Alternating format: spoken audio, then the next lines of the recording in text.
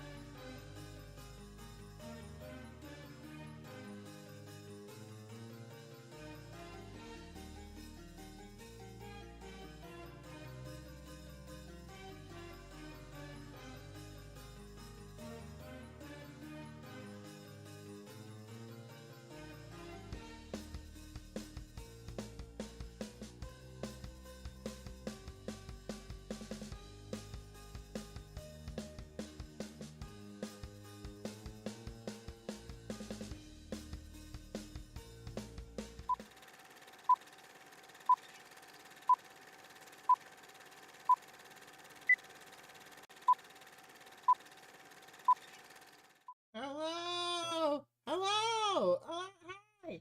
Hi! Hi! Hi! Happy Valentine's Day! Happy Valentine's Day! I hope everybody is having a fun holiday. Hope they're spending with their loved ones, their imaginary loved ones, whatever you need if you're feeling very lonely.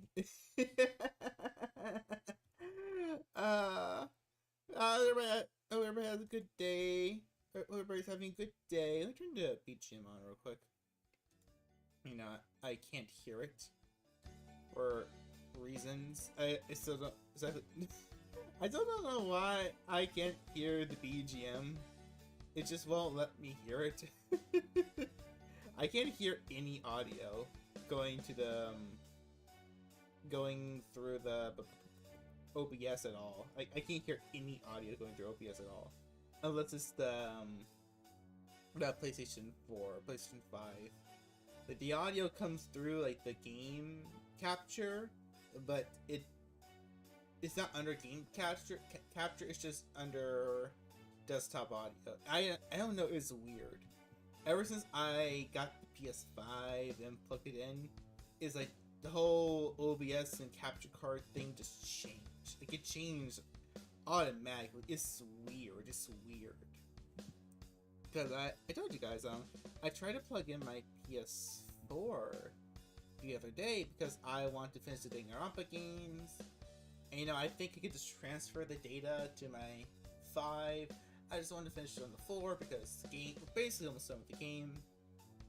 But when I switched cables to see get to work, like the OBS, not the OBS, the capture card I have set up in the scenes in OBS, they just died. Like they just died. Then I made another one to see if that would work, and that died as well. So I made a clone of my original scene I used for all my gaming stuff, and that one works, but none of the other ones work. I don't know. It's weird. It's stupid. I don't get technology. I'm just being honest. So I'm hoping you guys can hear the audio. I should just go on my phone and listen through Twitch to see if you guys can hear it. But yes, so what if you are anyway confused by the title of the stream? Don't worry, I really could have named it a little bit better. Yeah, you can hear the audio. I really should have named it a little bit better, but what we are doing tonight, and probably just, I'm not sure how long we're going to be doing this. Probably do a little bit more after this.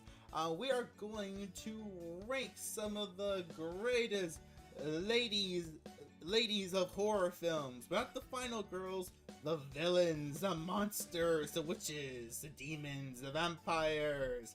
We're gonna rank them all by how much I think they would make a good partner. How much they'd be a great girlfriend or wife or whatever. I don't know. I just had this idea kind of like last minute, and I didn't really know how to do a tier list, so I had to figure that out. And I hope this is okay. I hope this is okay. So we have about 30, a little over 30 ladies here Well, ladies and two fellas. You'll see why. I wanted to do more, but I was trying to limit it to characters I actually know and can remember. Okay, there are some other characters that I saw that I wanted to add to the list. But I don't remember those movies well enough, and I think it was a good idea to put them there. So, what? So how do we even do this? Like I said, I'm new to this. I've never tried this before. Also, I hope you guys don't mind my dopey eyes, dewy eyes. They're supposed to be my happy eyes, my happy eyes, but I thought like maybe they look kind of romantic eyes, but also like creepy romantic, like almost yandere-ish. So that's why I picked these eyes. These are the eyes you'll be seeing for most of the stream. I just look weird and tired and a little bit drugged up. Alright, so how the category I got set so far. At the bottom of the barrel is just run. It's just run, get out of there. There's no hope, there's no hope. First, one date. So, you know, they're kind enough, like, we'll take them out for a nice night. And just, like, you know, see how things go. Probably won't go anywhere. Second date, it's, you know, you like them, but it might go past this.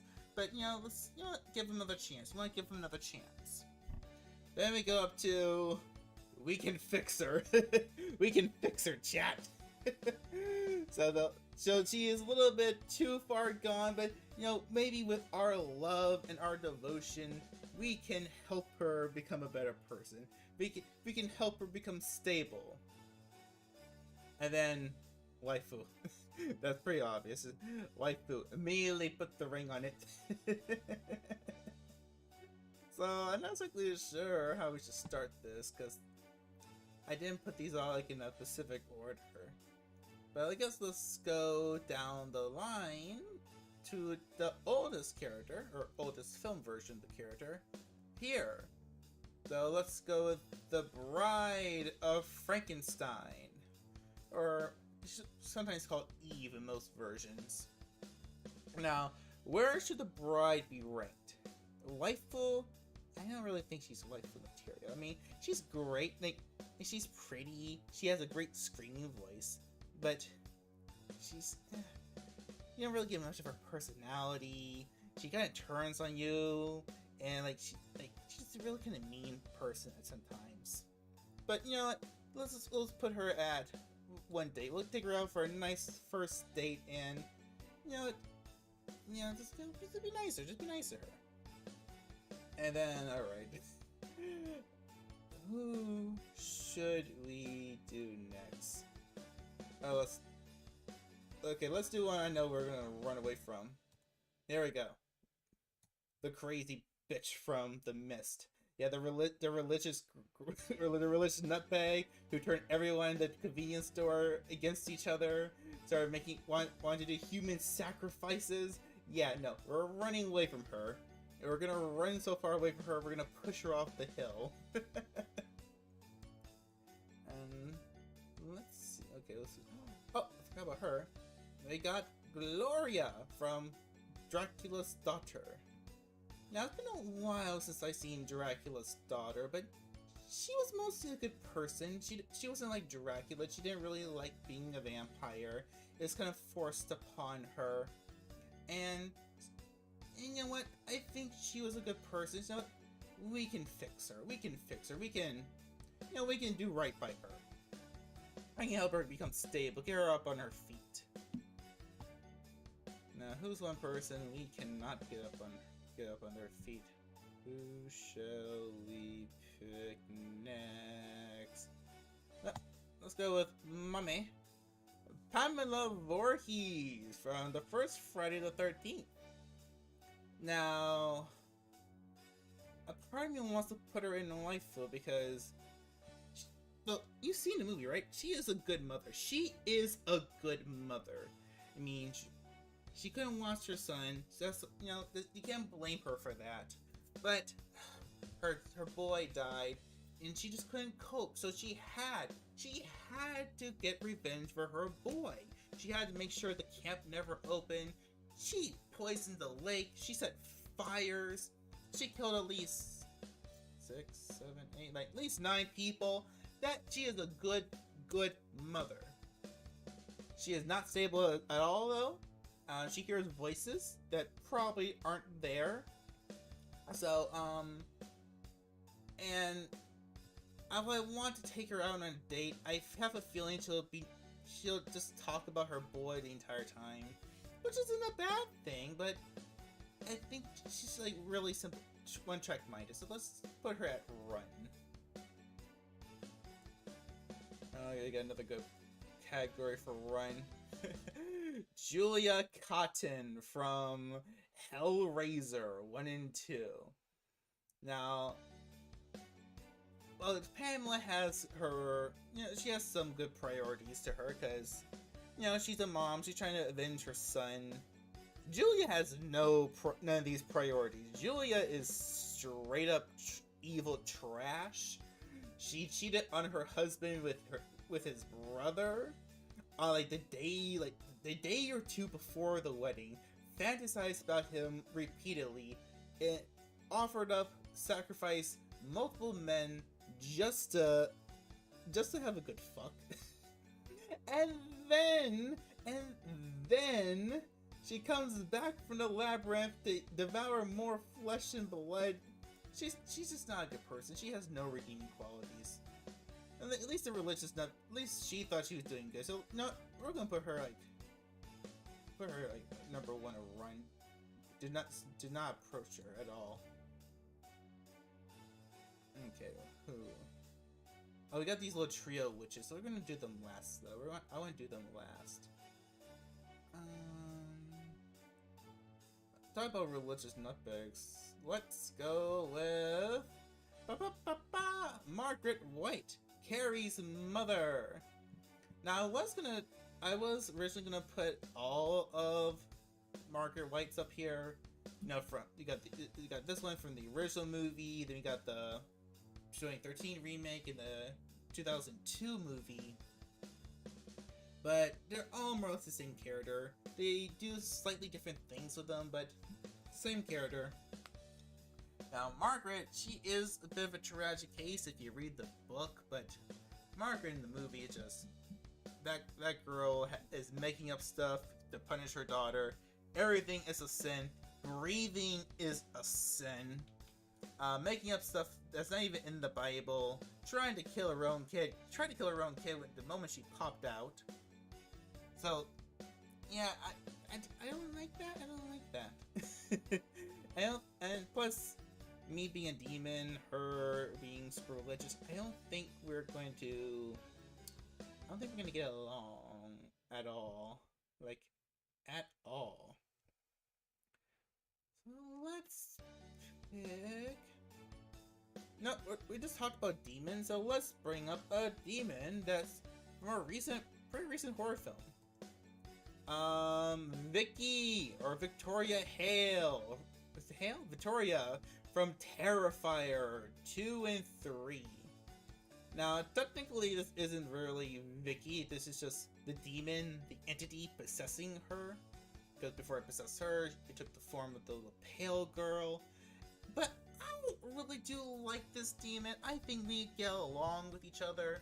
We both like similar things. We like torture, we like blood, we like mayhem, we like setting up elaborate traps, killing people. That's a great bonding activity, especially for demons. But she likes to hurt kids, or it likes to hurt kids, and I'm not really for that. But I think we have some fun together, so we'll take her out on at least 2 dates. We'll take her out on at least 2 dates, okay?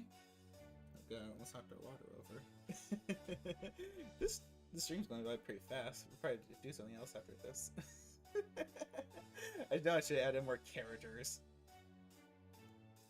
Right. Should we just go to the witches now? I think we should just go to the witches. We'll go to the witches. And starting off at the witches, I want to do them... So I got the what are their names? The mothers, the three mothers from the Dario Argento's trilogy.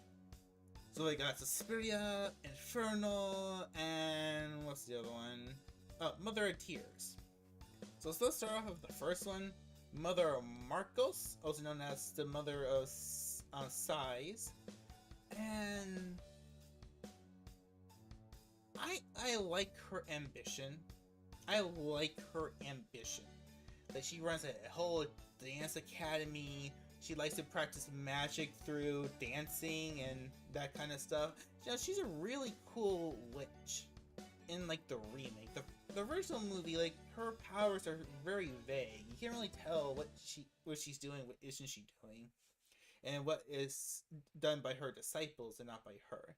And to be fair, she has a pretty lame death. All she does is lay down in bed and rot. So,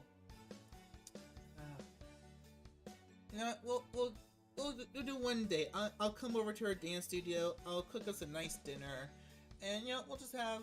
No, we'll just chat. We'll just chat. And let's go to her sister, who technically is the youngest of them all. And this one is Mother like Harlem or Mother. I think she's the Mother of Souls or the Mother. I can't remember which mother she is, but I thought she was really kind of cool. Like, I didn't really know she was the final boss at the end of the movie. This kind of, like, Dario Argento's Inferno is such a strange film. Like, it feels so much like a fever dream, even more than Suspiria. So she is cute. She is hot though. She is hot. She's yeah. We'll take her on a second date, and she might torment me and try to burn me and rip my flesh off, but yeah, I think it's worth it. I think it's worth it. Oh, and then we got the last one, the Mother Lancanum, Mother Lacarlum. I'm not sure how you pronounce these names. The Mother of Tears. Now, I did not really like the Mother of Tears movie. I thought it was, but the Mother of Tears herself, she was a frightful villain.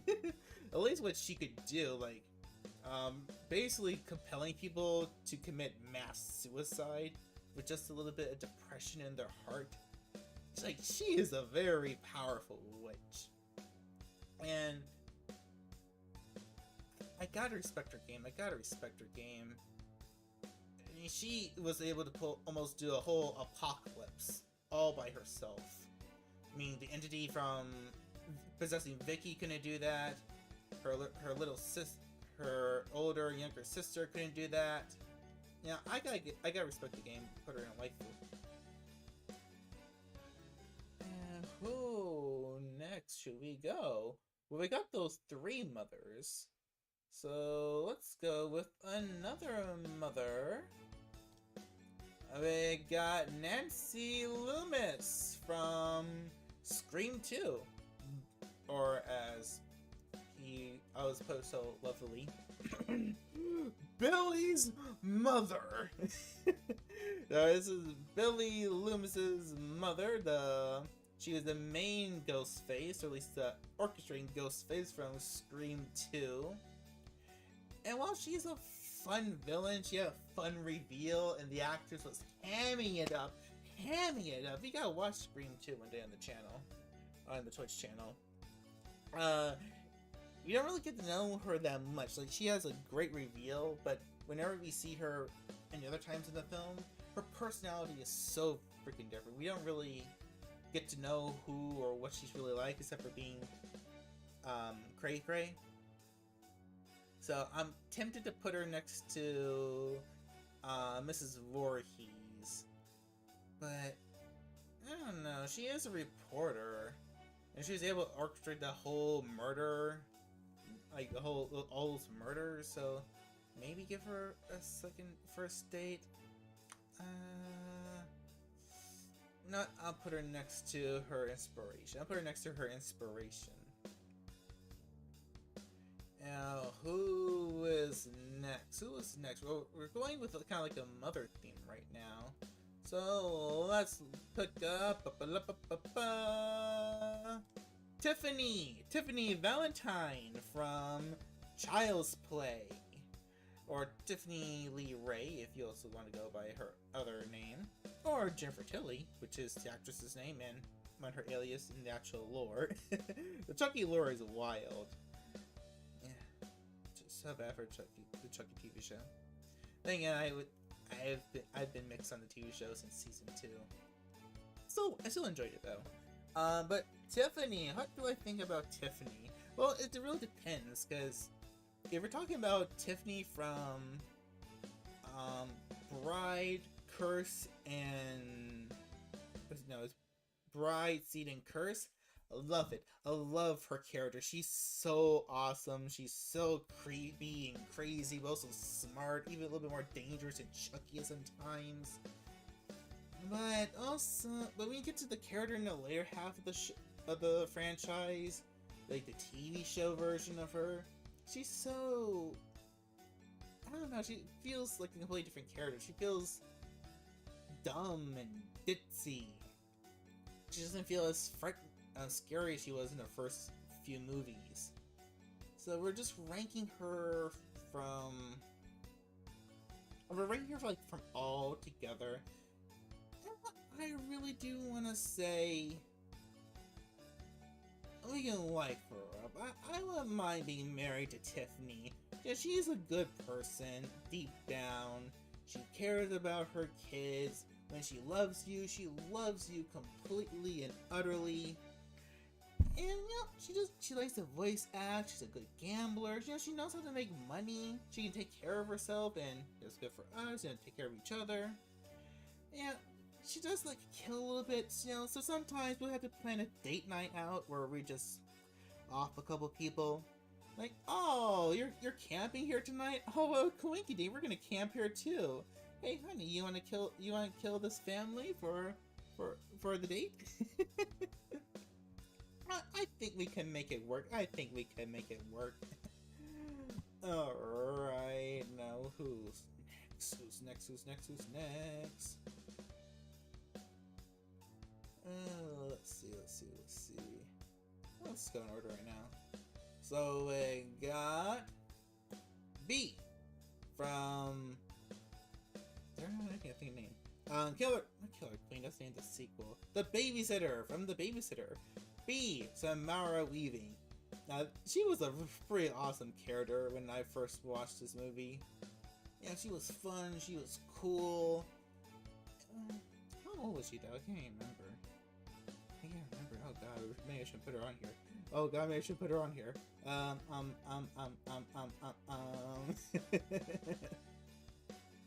Yeah, she was cool. She knows how to handle kids.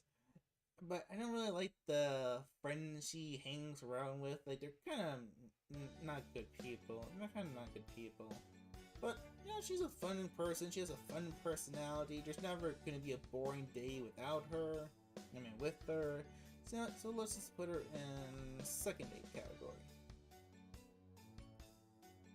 But let's get these ones off the bottom. Let's get her off the bottom. You know what? I can't remember this character's name. But we have... What's her name again? Mila Kunis from American Psycho 2. Now, if you do not know anything about American Psycho 2, it is hands down one of the worst sequels to a successful horror movie ever. The movie is pure trash. It makes no sense. It's more of a comedy than a horror film, but even the comedy is not that good. And I have to say, I'm so ashamed of myself. I saw this movie before watching the original American Psycho.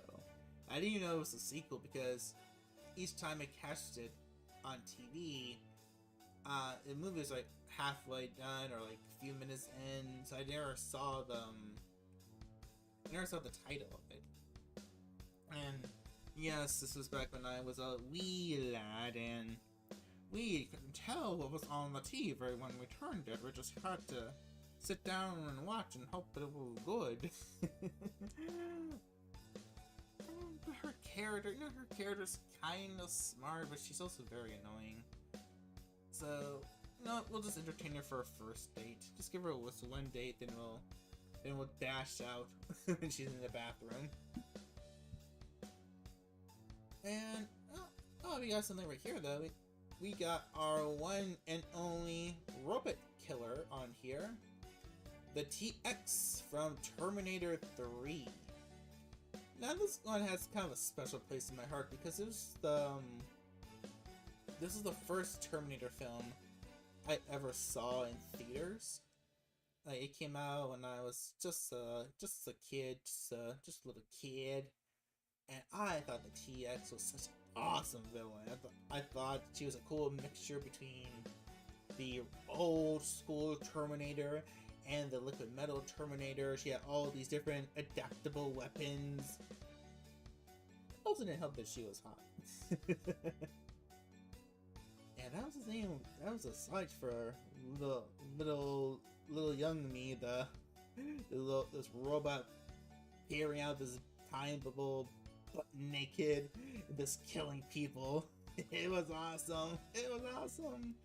Probably shouldn't have watched it. Probably explains a lot about why I am what I am. But she doesn't really have a personality, so I can't put her on wife. Maybe we could fix her, but I'm not good with technology, so I can't download her a personality. She wouldn't really care about dates unless we're talking about John Connor or something. So let's just put her in the run.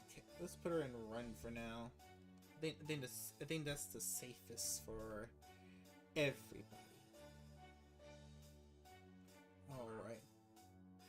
Ooh. Let's take one more on this list. I'm going to pick. We just talked about Chucky for a second ago, so let's go with this character. This is the character I kind of iffy on. Syl from Species. Now, I haven't watched the original Species in a while, but I always felt kind of bad for Syl because, you know, she was this human alien creature that was made in a test tube. She didn't want to be born, but she has all of these instincts telling her to do this and do that. She felt, as much as she was a monster, she was also, you know, kind of a tragic villain to me.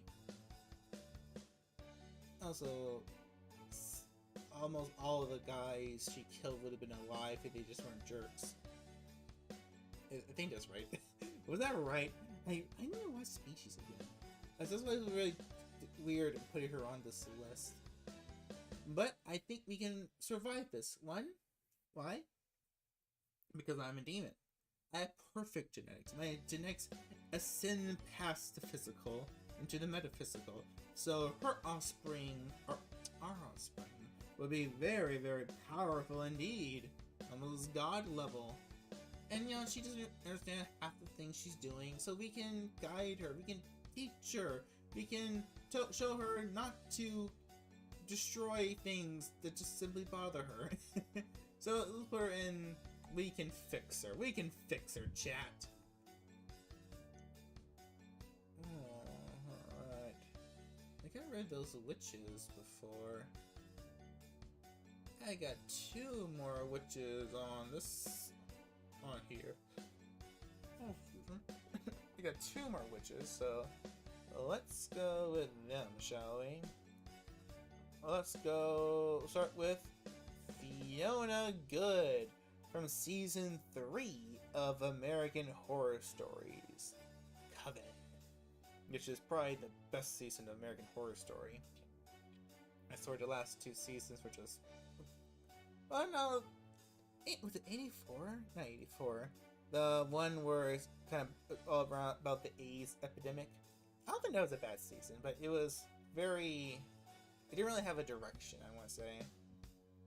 Last season with what's her name? Kim Kardashian. That was actually okay. Like, I don't mind the performances and what they're trying to do, but the execution was just so bad. It was so bad, and you can barely follow the plot. But no, season 3 of American Horror Story is amazing, and Fiona Good, she is one of the best characters in American Horror Story, and she's played excellently by what's her name again? I'm bad with names. I am so bad with names. And she's like one of the better actors on that whole show. I'm going to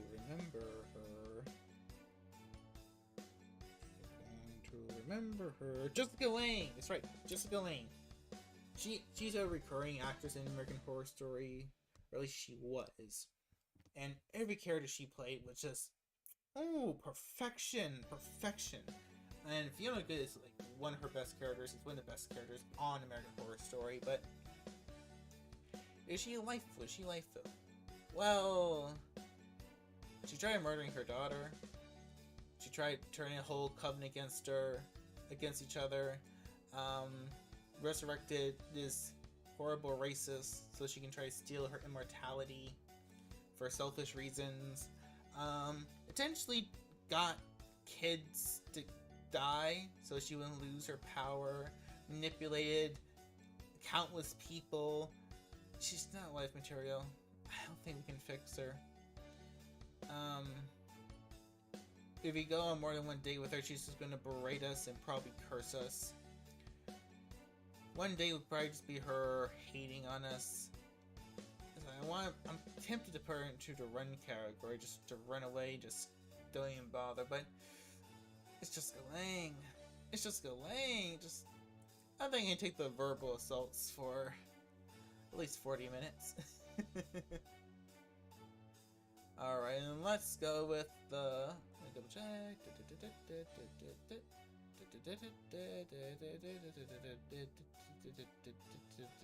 Yep, the last witch in our little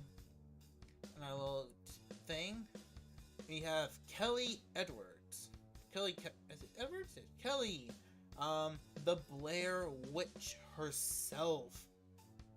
And I know like a lot of people like to go under the theory that the Blair Witch doesn't exist. The Blair, like in the movies, the Blair Witch doesn't exist. They're just dumb kids who went crazy. No, the Blair Witch does exist. She is real. She is real in every reality because you know about her. That gives her power in our world. You know what I'm talking about. But the Blair Witch, she has such an interesting lore and so many different stories with the Blair Witch property. Like the game that came out a couple years ago, that was awesome. I love all the movies. Yes, even Book of Shadows. It's flawed, but I love it. I haven't played the original computer games, but I kind of know what they say. But there are so many different contradicting stories and lore for the Blair Witch. Even the lore that was part of the original marketing. If you read Heather's journal, I think it's still alive. If you read Heather's journal, there's parts that hint that Heather was probably possessed by the witch, and that's why they journey into the woods. Yeah, but the witch is very powerful. She can possess people outside of her woods. She can manipulate the landscape of the woods, manipulate time. She's like on a metaphysical level existence. Especially if you consider Book of Shadows to be canon, because Book of Shadows exists in a world where the movie was just a movie. So the witch can transcend time and space into other realities. Like the Blair Witch is super, super powerful. But without actually meeting the witch herself and just interacting through her curses and actions and lore, we don't really know what her personality is. Sorry. So, what is the witch? Is she a demon? Is she a spellcaster? Is she some kind of cosmic force? We don't know. So, I say run because I can't predict this woman. She's probably 1,000 times more powerful than I am, and interacting with her probably won't be good for me. We get her on this first date, but you know, the date has to be outside her woods. so I can at least have some home field advantage. And I think if I can convince her to get out of the woods, to go to someplace nice, maybe she want to go there again, and she can get out of the woods, probably stop cursing people. And then we can introduce her back to society. You can show her that humans aren't that bad, and you know what? And then, I say it, we can fix her. I think we can fix Kelly. The Blair Witch is fixable. Alright, so okay, we got a very weird jumble of characters left. I think I should just go with the fellows right here because, well, the list is for ranking female horror villains. I wanted to pick up the characters that I like, characters that I like them, I will go out with them. And, well, I do consider myself straight. Mostly. There is two people here that I had to put on the list. And we'll go with, this is completely blocking his face. You can even see his face right here. Hannibal Lecter, but the Hannibal Lecter from the NBC show. And if you have not watched Hannibal from NBC, it came out like 2013, 2015. Boy, gal, whatever, you are missing out. It is that version of Hannibal is like one of the best TV shows I ever saw. It is so fantastically made. It is artistic. It is beautiful. It is thought-provoking. It is philosophical. It will change your life.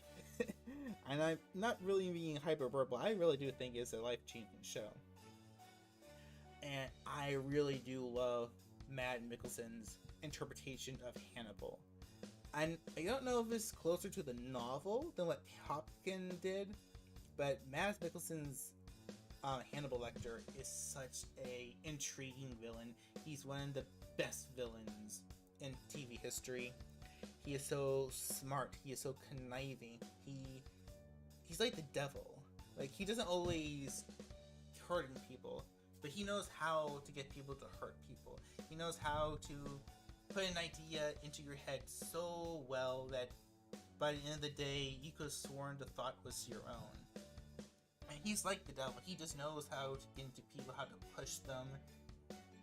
And Matt, because Hopkins, he was creepy, but Matt Mikkelsen, he was charming. Like, there was a charm to his character where it's like, I believe everything you're saying, and I will do everything you tell me to do.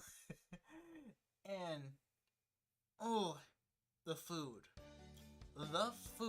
This man can cook. Like, if you watch, like, almost every episode of Cannibal has a scene where he is cooking something, and you know for a fact, like, most of that is human meat, but it looks so good. It looks so good. Like, yeah, I want to try some human. I want to try some human. I'm pretty sure it won't be that bad. I want to try some human. Like, there's this one episode in season 2. Is this spoilers? Yes and no. Where he cooks this man's thigh, and he wraps it in leaves and clay, and he turns it into a roast, and it looks like the most succulent thing you would ever want. Clay roasted thigh. I would love to be at Hannibal's dinner table. I would take and savor every single bite. I'll let him psychoanalyze me. I'll let him to put any idea into my head that he wants to put into my head. I will fight back if that's what he allows me to do. I don't know. He has a way about him. He has a way about him. He can cut me up and cook me any day of the week. I don't think I'll complain. I don't think I will complain. And the only other guy on this list that I would go stray for is Lestat de Lionco, the vampire Lestat. But specifically the one from the new TV show, but if we're being honest, it's all versions of Lestat. The TV show version, Tom Cruise version, not the one from Queen of the Dam. That movie sucked.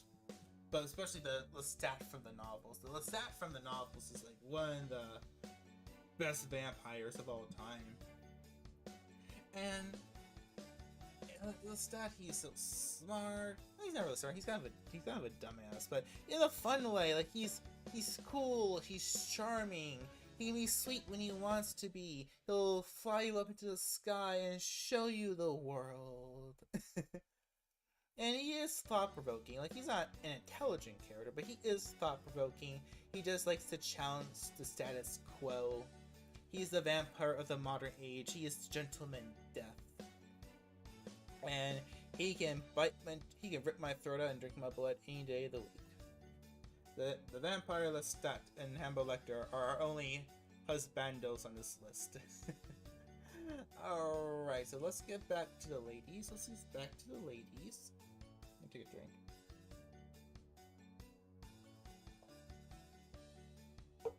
Now spilled in my pants.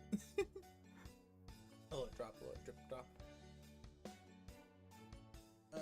Do we have any human characters left on this list? I think most of these characters are monsters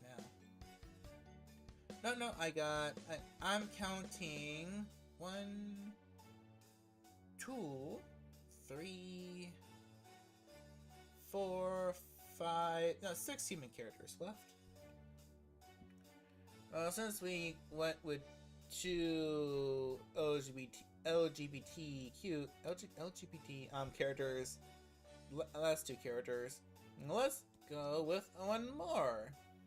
And we got Angela Baker. Was her last name Baker? Yeah, it's Baker. Angela from Sleepaway Camp. Specifically, the Springsteen sister from part 2. Now, Angela, she is such a fun character. She's cool, she's sweet, she just wants to have a good camp experience, make sure everyone's having a fun time. It's not her fault that everybody wants to sneak around and do drugs and drink and have sex. No, she's trying to have a fun camp environment. It's their fault that they are running around doing all this stuff. It's their fault that she has to take care of business and put them down. They're making her do it to them. She's just trying to try to create a good environment for the kids. And I can stand by that.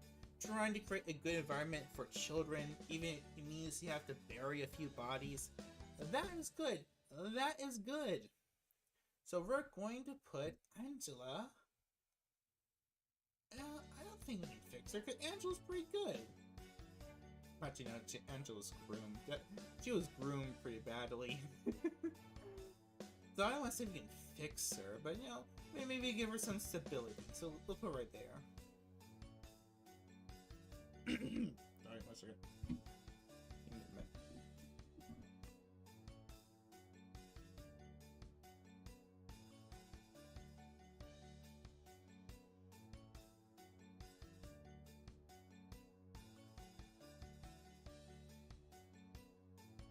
Okay. Sorry.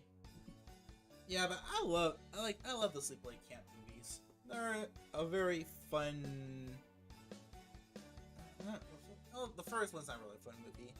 That's some stuff, but like the next 2, like they're this fun, campy bloodbath. Even you guys look at the cover art for the movies, they're just silly. I would love these movies to come back to get some kind of reboot, but I don't think they're gonna do that because the character. Spoiler, like, can I spoil this right now? No, I won't spoil it because Sleepaway Camp has one of the best twist endings in all of horror, and for like the 1 or 2 people who do not know about it, I'm not going to spoil it because if you watch the original Sleepaway Camp, it's on Tubi. I'm not sure if it's anywhere else, but I think it's still on Tubi, and you will not guess the twist ending. I mean, you might guess it to an extent, but like the whole reveal, what they reveal, You will not guess it. It is. It will throw you for a loop. Alright, let's go for no, I've been neglecting. I've been neglecting the vampires, but I have so many vampires. Maybe we should move to something more Egyptian. So let's start with Anaxinamun from The Mummy, 1999, and The Mummy Returns, 2001. Yeah, 2001. Now, what can I say about Anaxinamun? She was like one of the first women that I ever saw dressed in so little. Yeah, but no, I saw this movie came out and I was a wee lad. And y'all know, if you've been on the channel, if you heard me rant, that I love the Mummy movies. All the Mummy movies, especially the Universal Classics and the Brendan Fraser one. And Anaxinamun, she is such a complicated figure. In the first movie, she doesn't really have much of a personality. You know, she's just in the opening, and you see her being a bit psychotic. She killed her which was it her husband then? She killed her husband to be with her affair partner, and then was so confident in her affair partner bring her back to life, she offed herself. So she can be loyal. She can be loyal. At least have strong loyalty in you.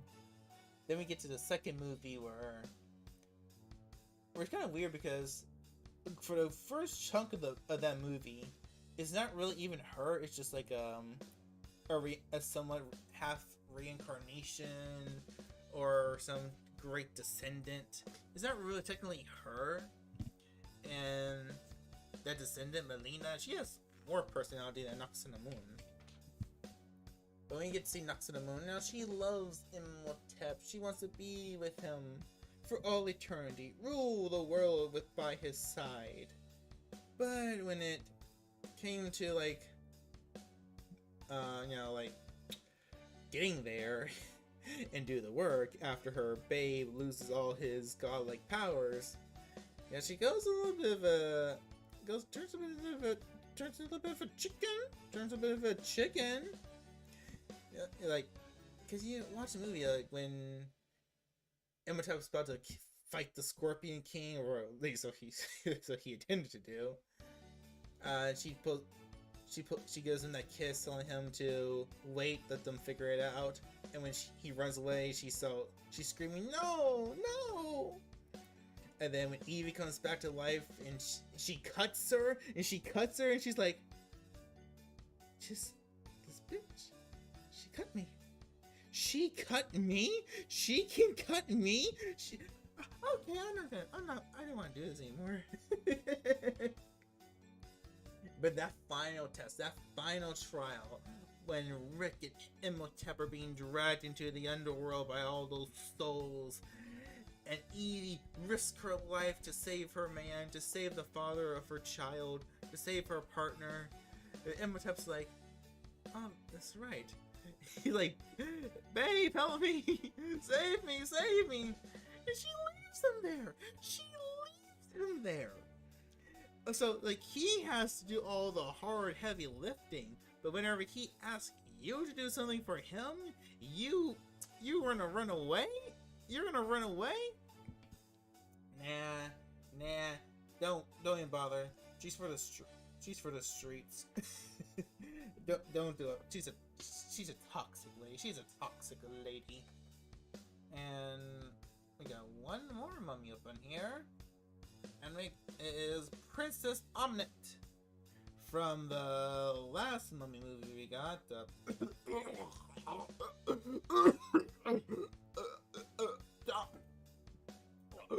Tom Cruise. Tom Cruise, the mummy for 2017. And that piece of donkey bullshit.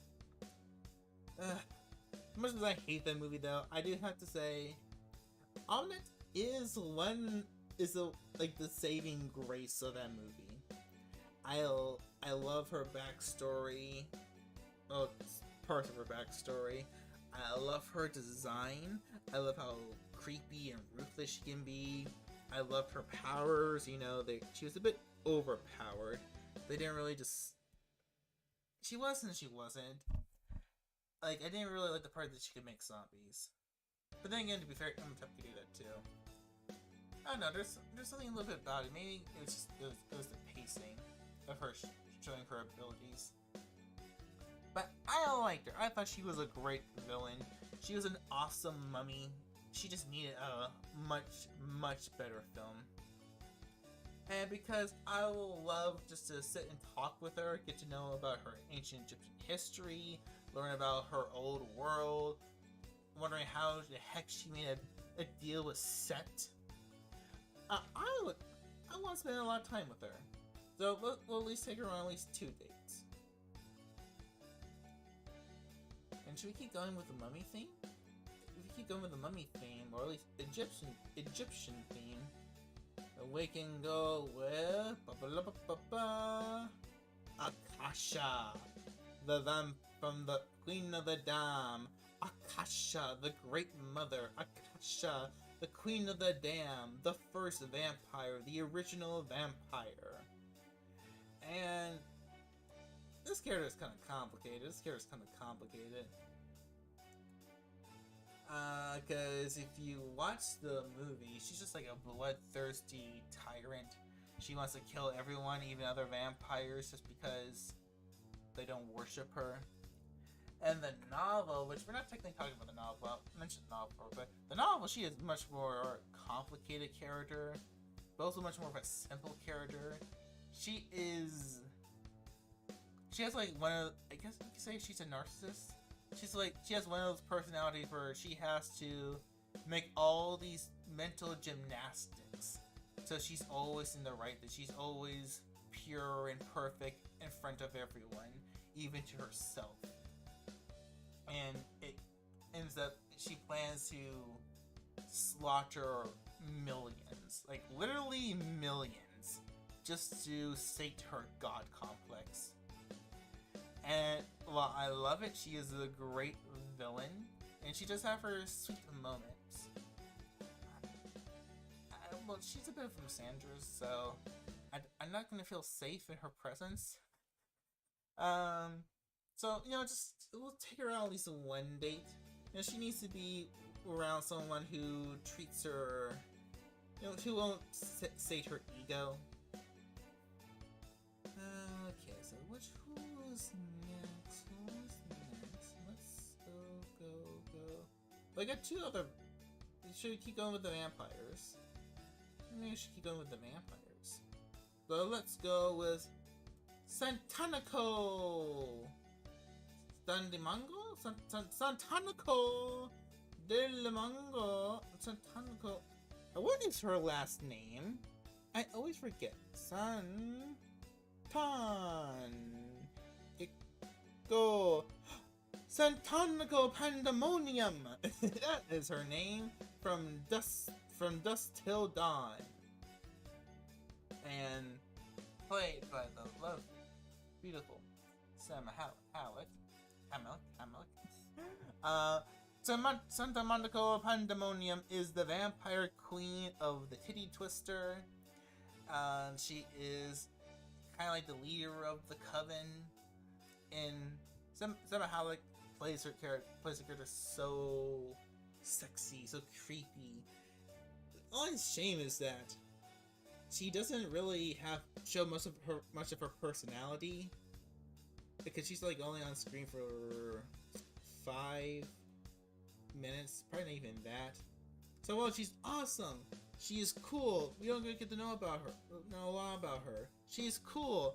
I don't know if it was brilliant or evil for Roger. I can't think of his name.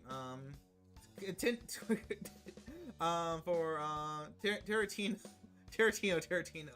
I don't know if it was brilliant or evil for him to write a scene where he just has to have Sam Hamlick's foot in his mouth. It is the most brilliant and evil thing anyone has ever done. Hate him for it, but I'm so jealous. But that is her movie counterpart. And then we'll just go one date with her because she doesn't really have much of a personality. But what we do have here is the Santanico Pandemonium from the Dusk Till Dawn TV show. Now, if you don't know, Dusk Till Dawn had a TV series remake. I think it's on Netflix. It ran for, I think, 4 seasons or 3 seasons. And the first season basically remakes the first movie, while the other seasons do their own thing. And they really did a great job with Santanico. She's a full-fledged out character, and she has this awesome, well, not really awesome, but just tragic backstory. We learn how she became queen of the Mexican vampires. They have their own special name for them. I can't remember what it was. Been a couple years since I watched the show. Yeah, but she is an awesome character, and I think we get along with her. Can we fix her? I don't think there's much to be fixed with her, but I don't think we marry her. So you know what? Let's put her in second date category. And what should we do next? Let's pick it random. I'm not even gonna look.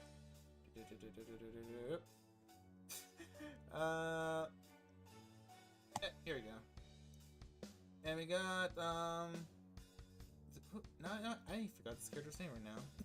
I saw the character up on the screen when I was looking for people to put on here. I think her name's Ellie, or is it? It was something like Ellie. And this is the character from the Moth Diaries. Now, if you don't know what the Moth Diaries is a movie that was made in 2009, I want to say. And it's based off a book. I never read the book, but the show is not the show. The movie is kind of like a weird mixture of Dracula and Carmilla. And we have this character who arrives at this all-girls boarding school, and she gets kind of touchy-feely with one of the girls, with the main character's best friend. You know, it's never confirmed that it's gay, but it's very implied that, oh, the best friend and the new girl are lovers. But, you know, she starts getting sick, she starts dying a little bit. You know, the classic vampire shenanigans. And it's very ambiguous if it was supernatural or not, which is like one of the best things about the movie. Both of them was frustrating because I think in the novel it was much more declared that it was supernatural. So I'm not exactly sure where I should put her, because unlike the other version of Carmilla we have down on the list, I think she is strictly lesbian. I don't think she likes dudes at all, so I don't want to run from her, but you know what, we can take her out on at least, you know, like a fun date. You know, we just go to the club. I can pick out some girls for her, and she can, you know, have a nice little buffet. But let's go with the next version of Carmilla. And that is Carmilla from the Vampire Lovers from 1974. I want to say this movie came out in 1974. I could be wrong though. And this is it's like a direct adaptation of the Carmilla novella. Now they do change a lot of stupid things, like the main girl isn't Laura. Laura dies in the beginning, but it is a good movie. And we got Carmilla. She is going to the house. She finds a girl that she likes. She starts slowly seducing her while mind controlling all the servants. She is a smart villain. She knows what she wants. She's gonna get what she wants. And her only downfall is that she didn't leave any guards to protect her tomb. That was like a country or two away. That was her only downfall. Yeah, but the actress who plays her, which I cannot remember her name, she does such a fantastic job bringing the character to life. She feels pretty good, like from the page to the live action. And it is confirmed by the 2 sequels of this film, which kind of loose sequels because it's not the same actress playing Carmilla.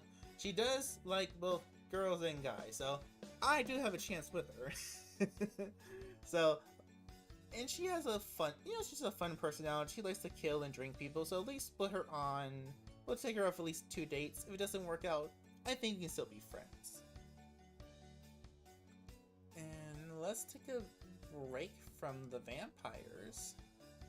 And let's tackle a... Ooh. We tackled the mother at the beginning of the list, so let's tackle the daughter. Carrie White. Now, which Carrie White is this? To be fair, it can be any version of Carrie White. All the different Carries are basically the same character, except for little tweaks here and there. Carrie in the novel was overweight. Basic Carrie was very thin and timid. So was the Carrie from the 2002 movie. Sorry for water. The Carrie in the 2013 film, what's her name? Chloe Grace Moretz Carrie. She was good. Like, she played the part well, but not to be mean, but she was too pretty to be Carrie. Yeah. And there's nothing really about her performance or body language that said this girl would be bullied. You know what I mean? But if we're putting Carrie on this list, Carrie, she doesn't need a boyfriend. I'm too old for her anyway, but she doesn't need a boyfriend. This girl needs a friend. She needs to be. I don't want to use the word fixed, but she needs to be fixed. She needs a friend. She needs a good support group. She needs people to tell her, like, no, you're special. There's nothing wrong with you. It's because you're born this way. No, she needs a shoulder to cry on and a good teacher to show her all the different ways she can murder people. You know what? We're gonna put her. We can fix her. You know, we can be her friend. We can be her confidant. And let's clear off the bottom list with Jennifer Check. That's her last name, right? Jennifer Check. Jennifer from Jennifer's Body, which is a film that I always loved. I never understood why people hated this movie. One thing think why the people hated this movie for so long was people just didn't like Megan Fox. I mean, I don't think she's the best actress in the world, but people just really just hated her for no reason, from what I can remember. But I do like Jennifer's character. Now, she was kind of like the... Man, it's been years since I watched this movie. You know, she was like the rich girl, but, you know, she had like her nerdy friend. She wanted to go out and see this band. I got kidnapped by the band. Thought she was a virgin sacrifice. She wasn't really a virgin. She got sent to the devil, and she came back as a succubus. You know, as you do. As is your normal Saturday nights. Much more better than my Saturday nights. But she comes back as a succubus and starts eating all the men, or at least the perverts that she seduces. Like, were they all nasty guys? I know like 2 of them were. I know she tried to eat her friend's boyfriend at the end. He wasn't a saint, but he wasn't a bad guy. Then she tried to eat her friend. Not that way. Not that way. But yeah, I thought she was a fun and cool villain. She has some neat powers. And well, if I was a human guy, which I'm not, I'm Hanyu, I'm half demon. If I was human, I'd definitely probably run, but I'm half demon. She can't eat me like that. I'm at least above more powerful than her. Hopefully, and I'm sure what she's like outside of Earth realms.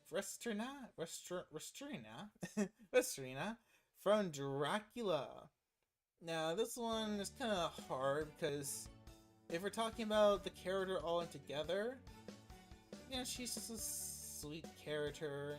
She becomes a monster at the end of her story. I would say we can fix her, try to restore some of her soul and personality. But I don't know. She just like to eat children. I'm not down for that. Maybe we should just run away from her. But if we're being honest though, if it's the Lucy from Bram Stoker's Dracula, the '92 film, that's the reason why I choose this image. The '92 Lucy is so iconic. I mean, she's a little bit more flirty and sexual before she becomes a vampire, which she kind of was in the novel. She was a little bit more open, I want to say, but not to the extent that they did in that movie. Then again, I could be wrong. It's been years since I read Dracula, and Lucy is one of the characters I don't really remember that well. I need to read Dracula. I'm writing that Dracula story. I need to reread Dracula before I get to Lucy's character. But Lucy from the 92 film, it's just iconic. Especially as she becomes a vampire. She has that beautiful white gown and her face, the blood on her lips. She throws up the blood when they decapitate her. But it's really cool though when you first see her as her vampiric self and she's carrying that child down to the crypt, and the image is so creepy, it's so haunting. And it's haunting one of the reasons why, because if I remember correctly, they shot that scene in reverse. Like they reverse the image, that's why it kind of looks so odd and otherworldly. Need a drink.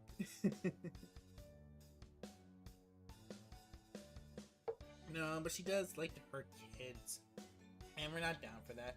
We are not down for that. I say that, but I have the Blair Witch up here. and Angela. I'm being a little bit hypocrite, aren't I? Being a little bit hypocrite. You know what? Well, we'll go out on one date. We'll go on one date. You know, she has like, you know, she's already married. Has 2 other guys wanting her. What even is this? It's not even a love triangle. It's not a love quadruple. Quadruple's 4. What's the 5 version? No, I'm gonna figure that out. Okay. Who's next? Asami Takanashi. Was her last name Takanashi? I think her family name was Takanashi. Asami Takanashi from Audition. Now, this movie is... If you have not seen Audition, go see it. Go watch it immediately after the stream. I won't spoil it. I think it's on Tubi. I could be wrong. It might be on AMC Plus if you, or Shudder if you guys have that. But Asami Takanashi from Audition, it is such a great film. It follows this father who's been a widower for a long time and decides to get back in the dating game. But he's an awkward fellow. He doesn't know how. But he's in the entertainment business. So he and his friend make up this fake audition to basically interview women for him. And he meets Asami. And things turn out really good and really amazing. Until they don't. Until they do not. Also, just one thing about Audition that really kind of hard to put into this is a good part of the 3rd act is a dream sequence. And while the dream sequence is supposed to reveal things to us and the main character, we're not exactly sure how much of those things are true or not. So Asami has this tragic, awful backstory, but because of how it's revealed to the audience, we're not sure how much of it is true or not. As much as I love Asami and I would treat her right, I like the main guy. I don't know. I don't trust her. And the girl likes piano wire. Is it piano wire? She likes to play with wires, with appendages. So I'm just gonna put her down at run for now. Who else do we have here? Should conquer the demons? Oh, we got 2 deadies. Yeah, let's do the deadies. So we got Mia from Evil Dead 2013. Now, this one's kind of hard to do because she's clearly possessed by a deadite or the Kandarian demon.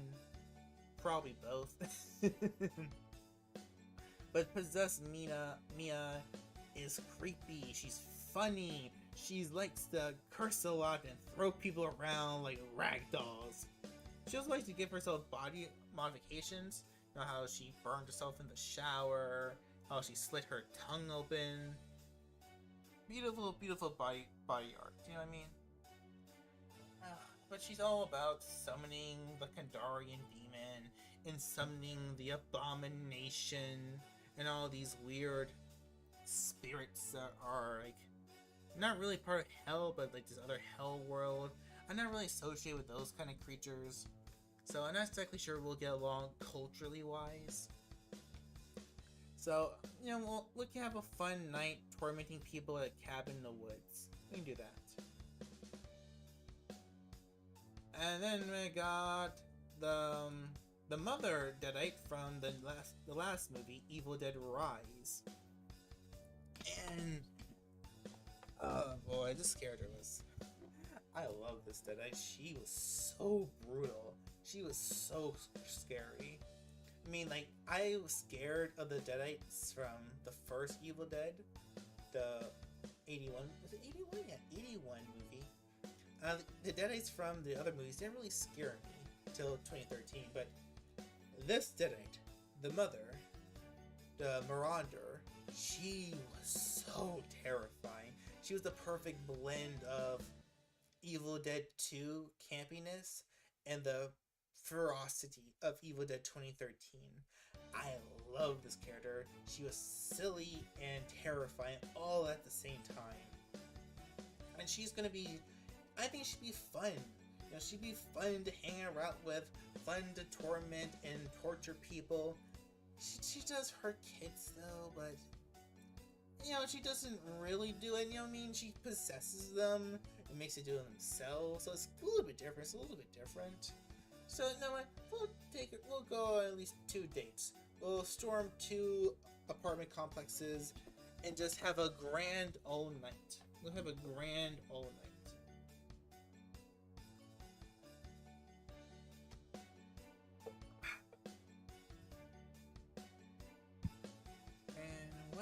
Who else is here?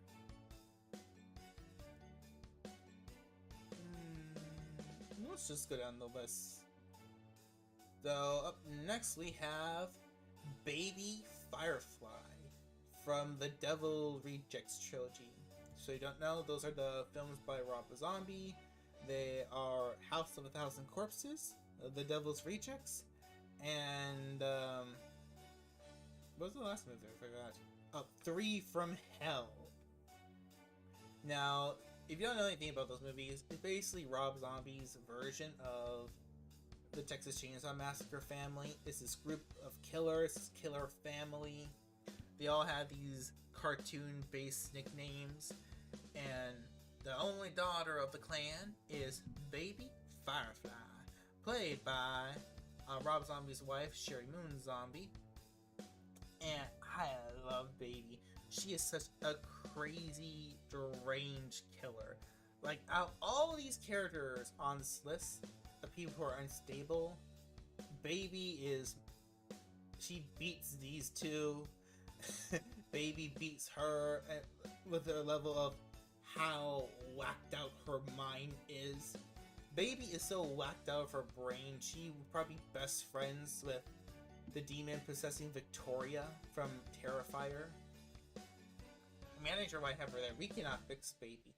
Nothing can fix Baby. Baby is just Baby. Like, she is a force upon herself. I'm pretty sure if you go out on even just one date, it's gonna end up with me being dragged back to her house somewhere, some form. Me getting knocked out and tortured by her crazy brothers. Probably being assaulted by... to be fair, I'm gonna be assaulted by all of them in various ways. My body getting cut up and turned into some kind of freak show prop, which be gladly handed over to her papa, Captain Spaulding. But to be fair though, Baby is such a great character.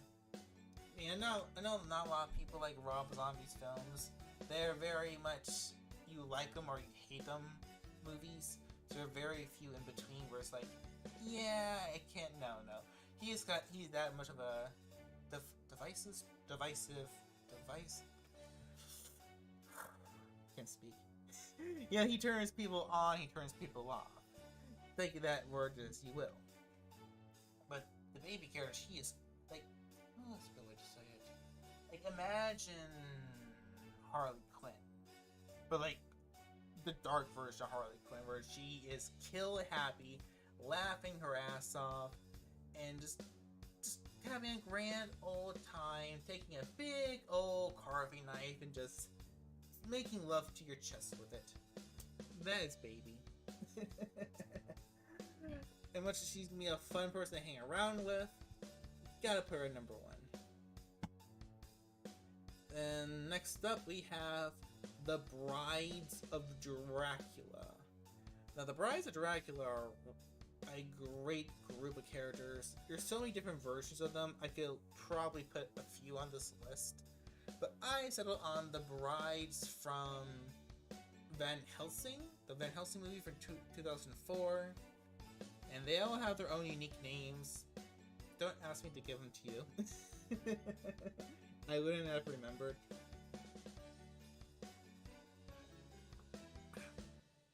But the Brides and and Van Helsing, I love them the most. They have the most distinct personalities. They're so cool. They're so sexy with how they're dressed. Their actions, they feel like a good blend between human and animal. Like they feel like demons. I love the way the vampires transform in Van Helsing, because how their clothes kind of meld into their body and become their wings, and they got the bluish tint to their skin. It looks so cool. And the way how they all die in different ways, from turning into bones, exploding into goop. It is so cool. I haven't watched Van Helsing in years, but I'm getting very nostalgic in watching Van Helsing. We should watch it for the chat on Twitch one day. Not this month. Next month maybe? I'm not gonna stream that much in March, so maybe we can do that on some weekends. I don't know. We'll think about it. But yeah, who are they go though? Well, they are demonic creatures. They're not full on evil like some of these ladies. So maybe go on a date or two. But I think we can fix them. Because while they may be monstrous, a lot of things that they're doing for Dracula. And I'm gonna say right off the bat, I am more powerful than Dracula. I can destroy Dracula in a flick of my wrist. And if they're truly just attracted to power, well, they ain't gonna be the brides of Dracula anymore. They ain't gonna be the brides of Dracula. Up next, we have Esther, or Lena from Orphan. Specifically, Orphan First Kill. I love the Orphan movies. The first movie came out in 2009. I saw it like the opening week or the week after that. I love the movie. It was always such a classic for me. Like growing up. And then in 2022, they did the prequel Orphan First Kill, still starring Elizabeth Furman. Her name's Elizabeth Furman, because she played Esther when she was just 9 years old, 10 years old in the first movie, and she played her again. But yeah, if you know anything about the Orphan movies, it makes sense on why she's playing the character in the prequel after she's all grown up. And it's probably gonna look bad that I'm putting her so high on this list, if you don't know the twist of the movie, but I am going to put a waifu, because Esther, Lena, she just wants to be loved, she just wants to be appreciated, she just wants to escape from her horrible existence, and I can do that for her. We can do that for her. I can build her a good art studio. We can buy a cabin in the woods and spend the rest of our days there.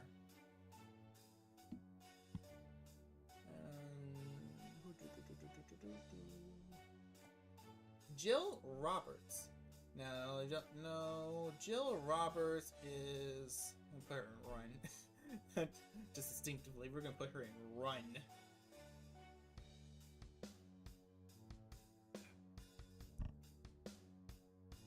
Now, Jill Roberts is the main ghost face from Scream 4.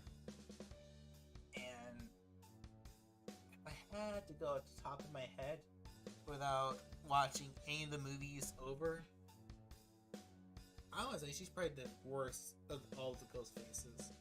In terms of how...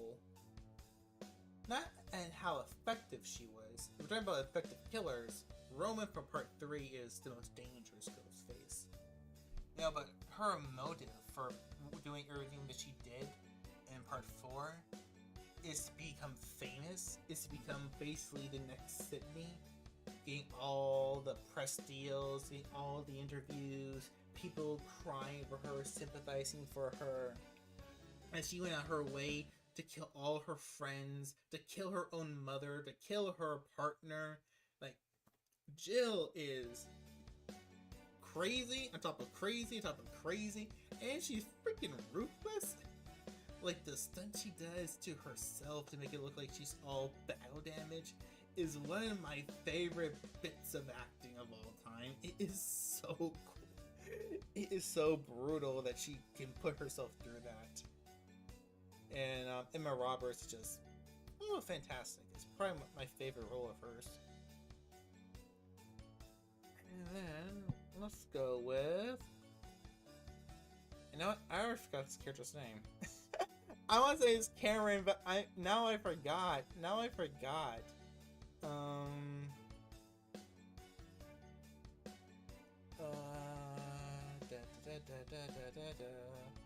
I gotta look it up because I've forgotten things. Because I am stupid.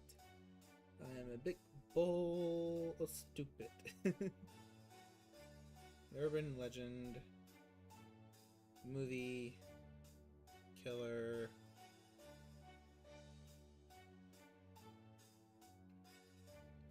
Come on, what's the killer's name? Just need the name. Ah.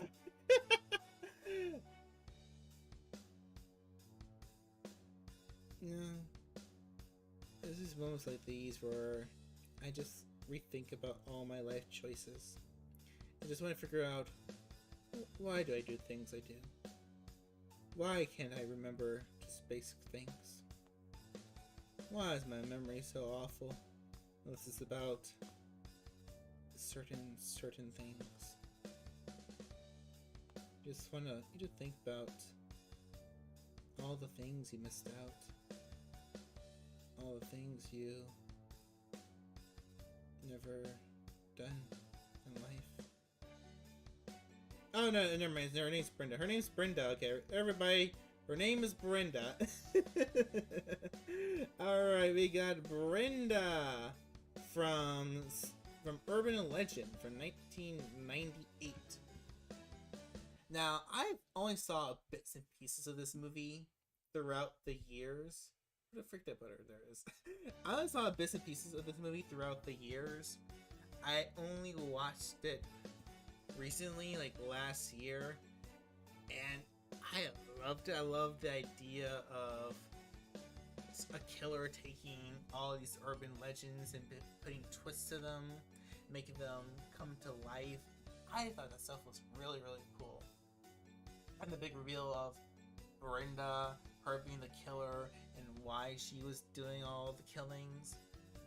That was great, but after the mask slipped and she showed her true personality, oh boy, this girl was so maniac. It was amazing. It was comedic, but I also couldn't blame her for how she was acting. I don't know, girl, you're kind of justified in wanting to take your revenge like this. You're kind of justified. I agree with you. I agree with you. Though, yeah, she's just crazy. I love crazy girls. I love crazy girls. And she's loyal. She was loyal to her dead boyfriend, and she can loyal to someone who's no longer here, but loyalty to someone who is here. I think I can make it work. I can make it work. And then she likes to kill people through urban legends. She's creative. She is a creative personality. She likes to create. I like to create. We already have some things in common. So you know what? I'm going to put her up from fixer upper into waifu. And oh, we got 4 ladies left. 4 ladies left. All right. Let's look at Rose the Hat. If you don't know Rose the Hat, she's the main villain, the leader of the Slipknot gang from Doctor Sleep, the sequel to The Shining. I haven't read the book, so I don't exactly know what Rose is, but she's kind of like a psychic vampire. She feeds off The Shining. If you don't know what The Shining is, is basically the supernatural psychic phenomenon that exists in Stephen King's world. Like, she can feed off the Shining, she can attack people and drain it from their body and keep it in canisters. And if you don't know about the Shining manifests in people who normally suffer from some kind of abuse, and is really strong in children. So yeah, most of the time her gang are hunting down little kids and then killing them in the most brutal way possible to extract the shine from them. I love the actor that plays her. She is played by Mike Flanagan's wife, which I'm sorry I can't remember her real name. She is such a great actress. I feel bad for not remembering her real name. It's I'm gonna look it up again. I looked it up last night, but I already forgot.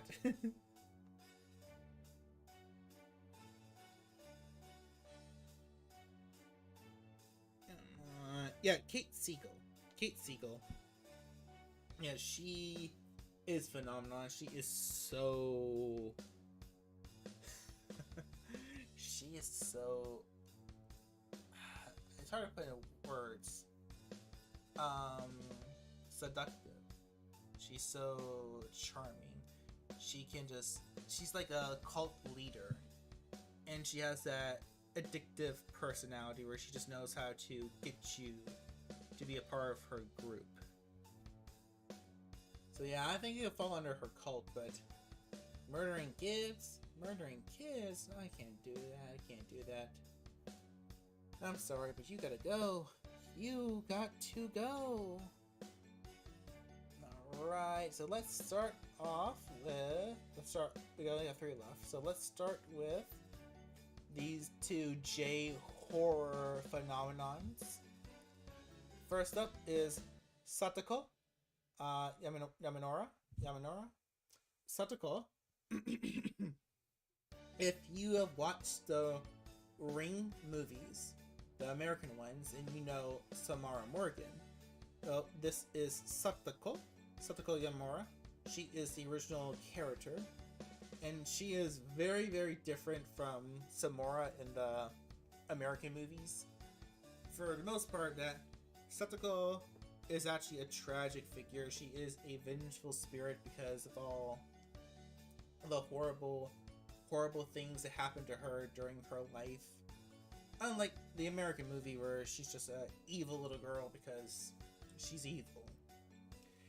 And Satoko, if you watch all the movies, at least the original films, the original first 3 films, she has such a horrible life.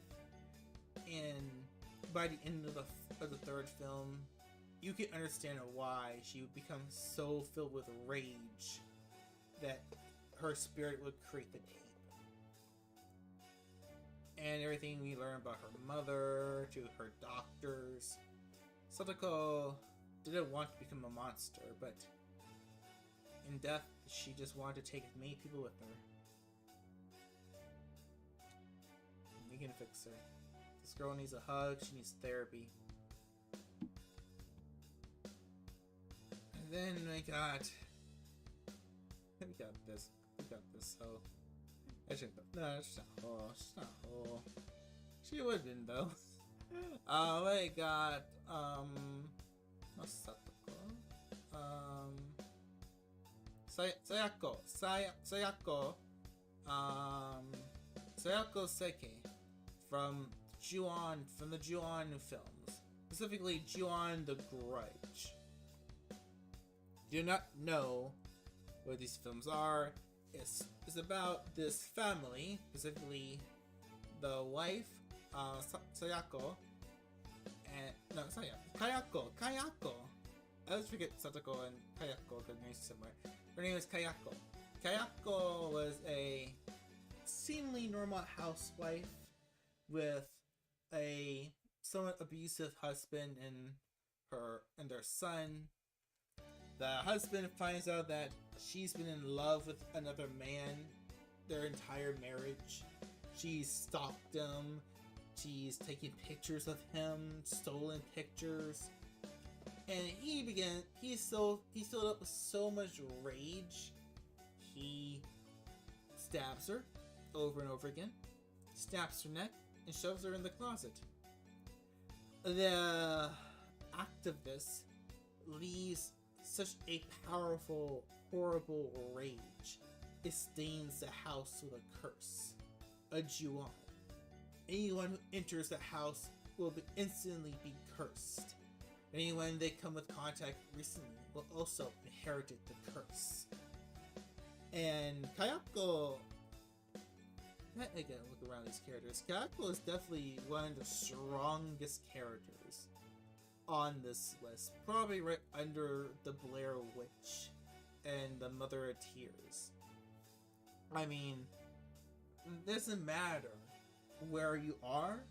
It doesn't matter if you were in Japan for one moment, then you went on a plane and back to America. If you are ever in that freaking house, or you come in contact with someone who is just in the house, Kayako has free reign to come and get you. And she has whatever she can do. She can do whatever she wants. She can stab you, break your neck, rip off your jaw, teleport you to some unknown place between life and death. Kayako can do that. Kayako can do all of that. And there's also this part where Kayako can possess people. She can manifest whatever she wants. There's also the part in the original films, Ju-on the Curse, where Kayako was able to spread herself, basically making infinite copies of her spirit. And there's also the part in the movies where it's more like in the... No, it's like, no, it's in the second film. It's in the second film. Or technically the fourth film. Where Kayako, or at least the curse that she is bound to, can bend time and space, because we see characters who are in the modern day interacting with the cursed characters before they ever get cursed. We see people who get cursed hearing how they died days before. We got Kayako interacting with people before they ever came to the house. I don't know if it's her or the curse, but she is extremely powerful. You do not want to mess with Kayako Seke. Just stepping on her property is a death sentence beyond the comprehension. And last but not least, we got a modern character, a modern classic, a modern idol, Pearl. We got Pearl from X and Pearl. Now, I really love Pearl. Pearl is such an awesome character. Like, you can tell, like, she's a bit mad. Like, she's probably some kind of psychopath. She has a lot of antisocial personality traits. But you see how the second movie, Pearl, where she is breaking down by her family and her... not her, before. All the situations that she's just put in, and yeah, the mother has her own reasons for hating Pearl, and a lot of them are valid, but she made them so much worse. She made them so much worse. Pearl could have done so many things. Yeah, that girl was just born at a different time, was getting proper medication and a therapist. But no, Pearl's a horny thing. Oh, my husband's been gone for so long. My mother, she works me like a dog. Gotta take care of my father. I think I'll just hump the scarecrow. Just gonna hump the scarecrow. What are you doing, girl? I'm gonna hump the scarecrow, and then I'm gonna seduce Superman. I didn't know he was Superman at the time, but now that I know, I for sure feel lucky that I was with Superman. I know, I really do like Pearl. I love how Mia Goth plays her. She's so sadistic but tragic. You can feel all the pain in her voice whenever she does the scream. And Mia Goth, ooh, check her up to scream. But it's that 5 minutes, 5-6 minutes monologue she gives at the end of Pearl to her sister-in-law, which has to be put down to the list like one of the best monologues of all time. When I first watched that, I watched it at home. I didn't watch it in theaters, and I get distracted when I'm at home. I look at my phone, but when that scene popped up, and she just started talking, I had to put my phone down, and I was just glued to the screen. The actor, Mia Goth, this woman she is so good. She is, to quote Maxine, you are a fucking star. And so would have been Pearl. She was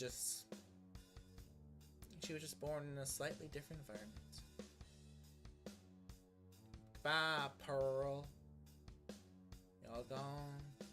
We'll be gone for now. Be gone.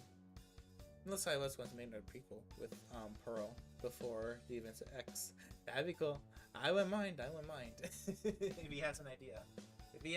Only if he has a good idea.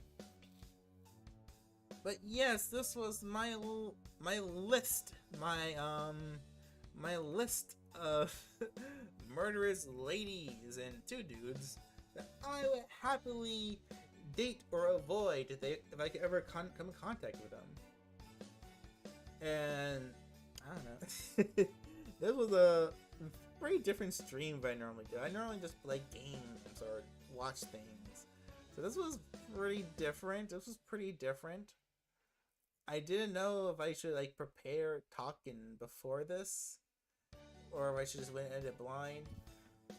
I should prepare just a bit because I mumbled a few times. But you did pretty good though. We only been on for an hour and 48 minutes. Who would have thunk it? But yeah. So this is the list. Hope you like it. You think it's cool.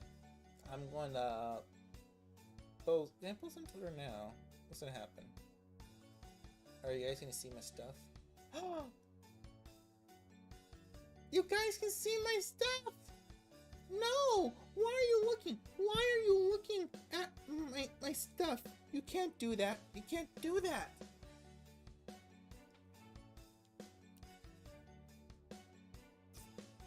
What should we call this though?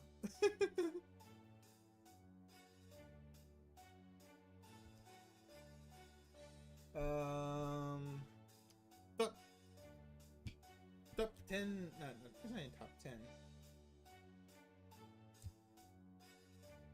My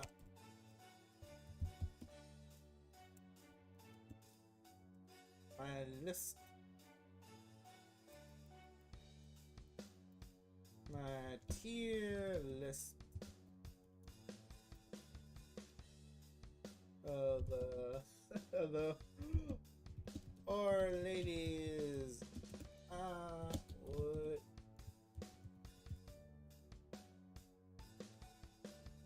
horror ladies I would date. Should I word it like that, guys? Come on, please tell me I should word it like that. Put in two dudes.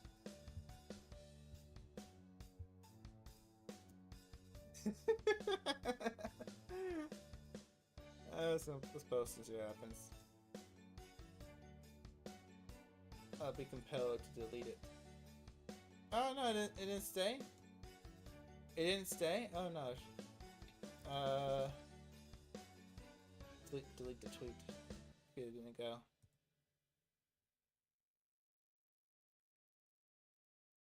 Let's keep it like that. I'll figure this out.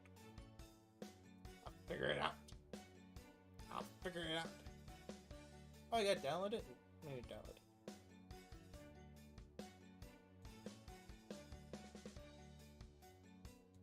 Download.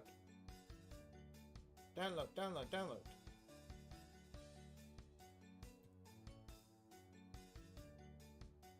Let's see. Yes, we got it, we got it, we got it. Alright, so let's...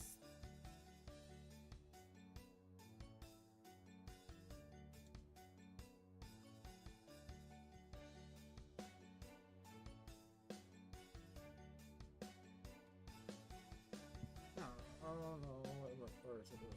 I can't show you guys that. You're gonna see things. You're gonna see names. You're gonna see names. Can't show you that, guys. Can't show you that.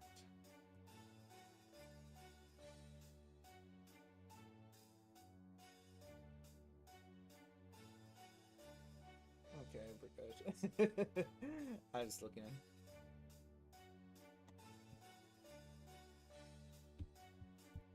My tier, not tier as in the North God, but tier. My tier list.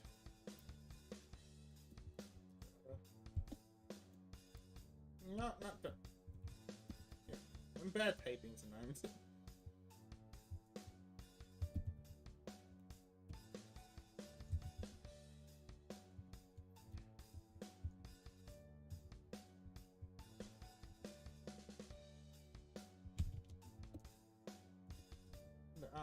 What? Date.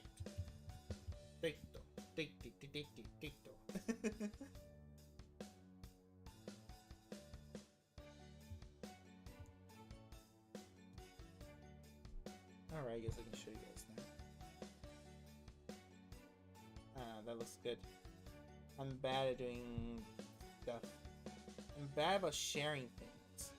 It makes me feel weird sometimes. It makes me feel weird. Yeah, but there you guys go. Is out there. Oh god. What's this drama? I don't know. I don't want to be involved with drama. Please. Yeah, but I guess that's the stream. Is that the end of the stream? Is it? Is it? Is it? I don't know. My throat is kind of hurting, so maybe it should be. Or maybe we can do a little bit something else. If you guys don't mind. You guys don't mind if you do something else? You don't mind, do you? Do you? Nah, what should we do next? What is it? Oh, thank you for the subscriber! Thank you!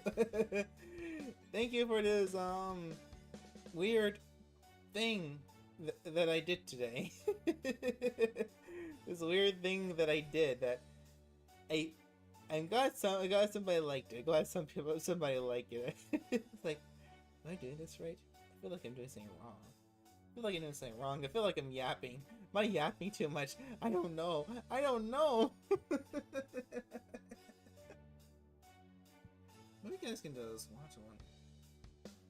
You guys wouldn't mind if I go to a game, maybe?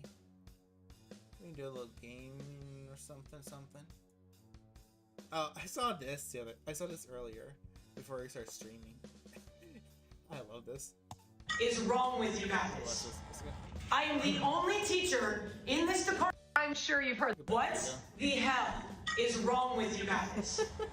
I am the only teacher in this department that lets you use AI. Your work still looks like shit. All your answers are the same, and it's very clear that you're all just using ChatGPT.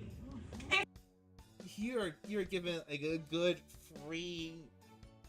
I'm not sure how good, but you're given a free resource, and you fumbled it up that badly that the professor has to screech to the whole class. It's not gonna get you a good grade. You upload the lectures and readings, ask the AI tutor to connect them, get insights, and still you guys want to run off, go use ChatGPT and get all this fucking wrong information. It doesn't have references. You don't know where you're getting it from. What does the Q&A do? Why did it take us so long to get there? What is wrong with you guys? What the hell is... What is wrong with you people? What is wrong with you? I like this because I had a similar thing with this. Like one of my last college courses that I did, it was a literature course. It was for ghost stories, and I had the professor. Like, he was a good professor. Like, he knew what he was talking about. He liked to stay after the. It was a Zoom class. He liked to stay after the Zoom meeting so we can talk and discuss things. He was a really good guy. He knew his stuff. In fact, I did like the whole, little paragraph about why I love Japanese ghost stories at the beginning of the course, and he changed the syllabus so we can do a couple of Japanese ghost stories like near the end of the class. He was a great professor. The class was more or less easy except for like just 1 or 2 projects. It was an easy class, but on the last day of the class, he said, like, all of a sudden his tone and face got so serious because it turns out a good number of the students in there were using AI, using Spark Notes, to cheat on the, on the papers and stuff, and they were doing so poorly that he just picked it up right away. He's like, okay, I need you, I need everybody except for like these 6 people, which was, one of them was me, to stay after the meeting so I can basically rip you a new one, and you're gonna fail the course, you're not gonna get any credit. I'm gonna turn you in for academic dishonesty, or whatever they call it. It was so random. The class wasn't that hard, but you know why it was hard though? Because they didn't think it was gonna be hard. They thought, oh, it's just ghost stories. I just have to basically be there and do blah blah blah. No, it's an easy class for if you like the material and want to put the work in. But you just took it because you thought it was gonna be an easy class. You thought you could cheat and get away with it, and now you're out of $300-400. And that's not even including the money you had to spend to buy the books for the class. I hate people like that. I hate them. Man, I can't be that honest. I did. I don't want to use the word cheat, but I had to do something for one class. And I can say what it was, though. I can say what it was, though. I'm not proud of it. I hate it. I hated I had to do it, but I'm not gonna say what it is. I'm gonna stop talking. I'm gonna incriminate myself.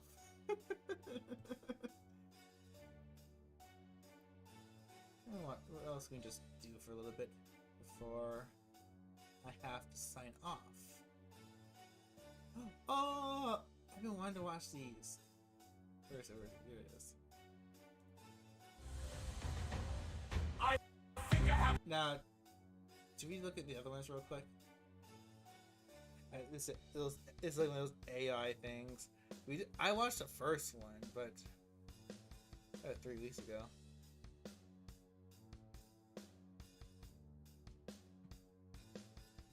Months? Where is it?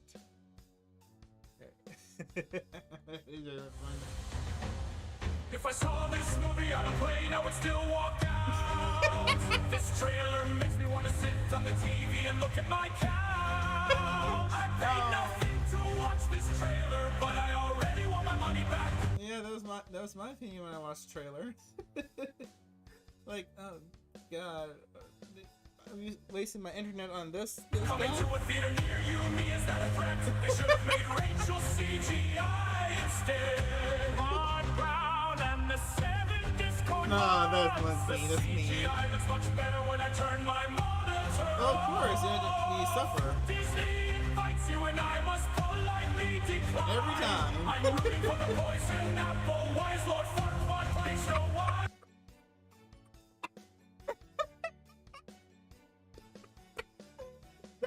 That's what I really wanted. That's what I came back here for. Why is Laura Farquaad playing Snow White? Bravo to Captain Hampton. Bravo for that one. It does look like it too. Does it look like the hairstyle, how it's going. Their chin, like her chin was like a little bit more pointed out. You just see it, right? You just see it. This movie should come with a disclaimer. That was horrible and No had to dwarfs were harmed, but your childhood might be. I haven't seen something self-implode this hard since that Titan submarine. Oh, that's mean. That is mean. But it's not true. It's not true though, because this movie has so many different pushbacks. Like, set on fire at least twice, I want to say. There's like at least 3 big reshoots. One of the reshoots them had to take out the replacement magical creatures to bring the dwarves back in. Mirror, mirror on the wall. As a German, I claim cultural appropriation. Mirror, mirror on the wall. Snow White in the 7th CGI abomination. Making the dwarves look like a PS1 hack reap was a ball.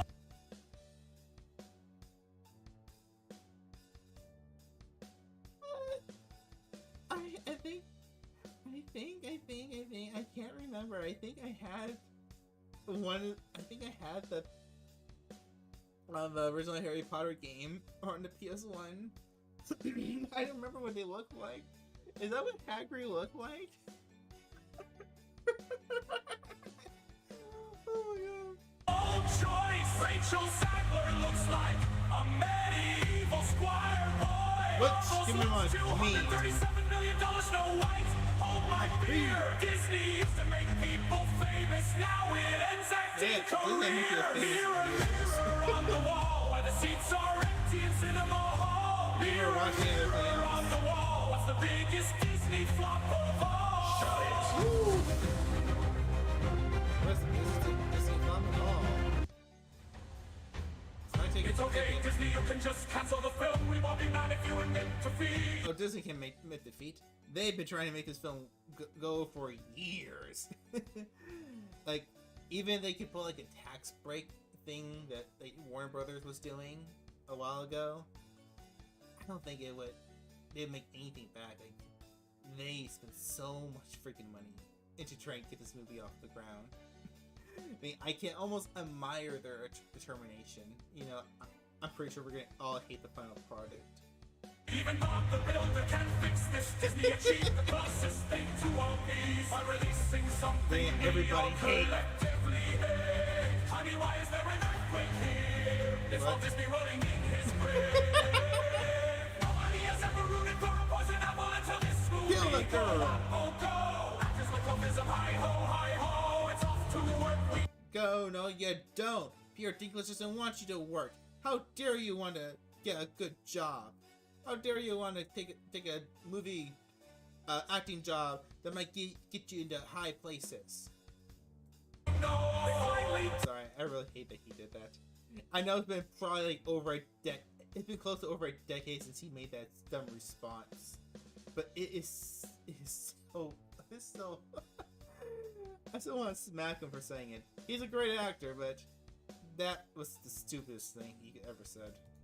They made a movie nobody's going to pirate. Did I frighten you? No Snow White and her 7 CGI did. Disney's next step is gonna be making Rapunzel fall. I can hear Walt Disney's frozen head screaming in the Disney fall. Mirror, mirror on the wall. Who is the bitchiest of them all?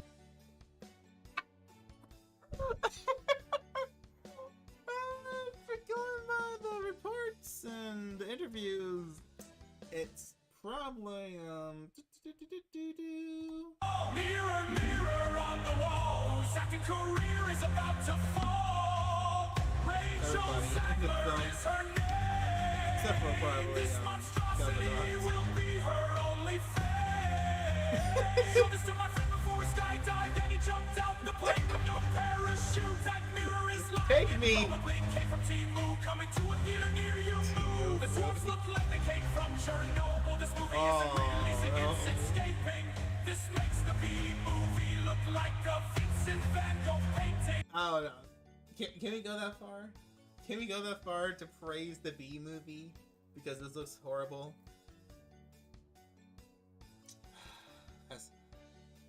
Again, the B movie is a gem. It is the gem. Not because they're a tint though. Thank you, Disney. You're the world's best at destroying childhood dreams. Is Disney aware that Snow White is supposed to be more beautiful than the evil queen? Nope. It's Hollywood, baby. Oh God, her voice. No one's gonna watch this movie at all. Weird. Mirror, mirror on the wall. Just how far will Disney fall? Weird. Why did she have to do that? Yeah, wasn't that the interview too, where she went to say that, oh, the Prince Philip probably not will even be in the. No, Prince Philip, he's the Sleeping Beauty character, but the character like, oh, we probably won't even have a prince. There'll probably be no romance. We're just gonna cut it all out. It's Hollywood, baby. Like, what do you have against romance? That's one of the things I can't stand about these. They're so against trying to make these films what they were before. Like, they just take out all these big parts of the story that make it important. Like, the romance is part of it. The romance is what makes it special. And you can say like, oh, the romance wasn't that good in the original film. Alright, that's a fair point. Then make it better. Make it a more, I don't know, courtship. I think a happy ending would be if she is the apple in the movie fades to black. Even Microsoft is rooting for this Apple cancel due to premium, so I can't enjoy the ads. Not even Oppenheimer could make such a bomb. Disney's going down faster and faster. This movie been released in the 1900s sites, and it would have been forgotten as the worst is. Why keep bringing up the Titanic? What did they do to you? Disaster! Look like none of them are allowed within a mile of the school.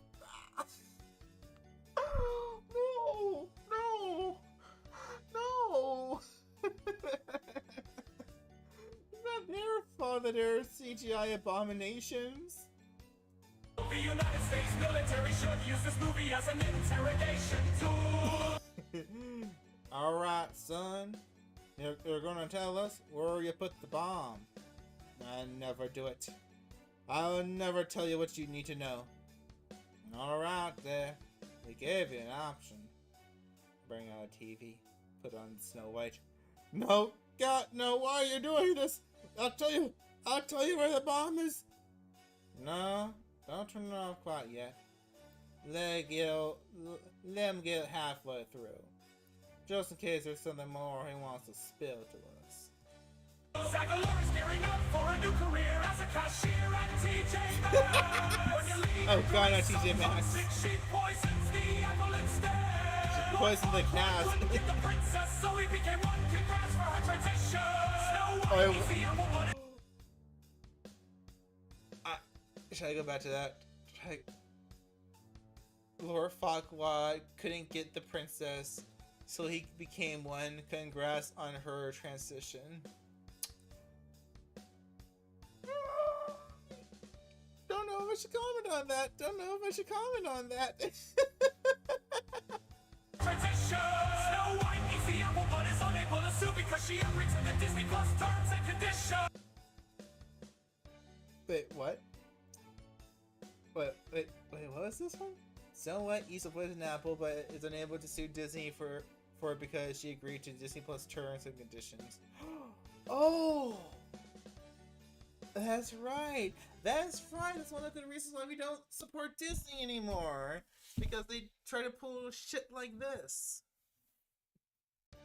Jeffrey J. Piccolo. Oh, his name's actually Piccolo? Oh, that's a cool name. Shouldn't say that right now, though. Yeah,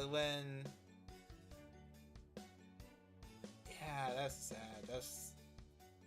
Was that during the summer? Jeffrey J. Piccolo filed a wrongful death lawsuit after his wife died. Dr. Kanaporn died after she consumed food containing algae at a restaurant in Disney World. And they tried to say, Oh, you're a Disney Plus subscriber. No?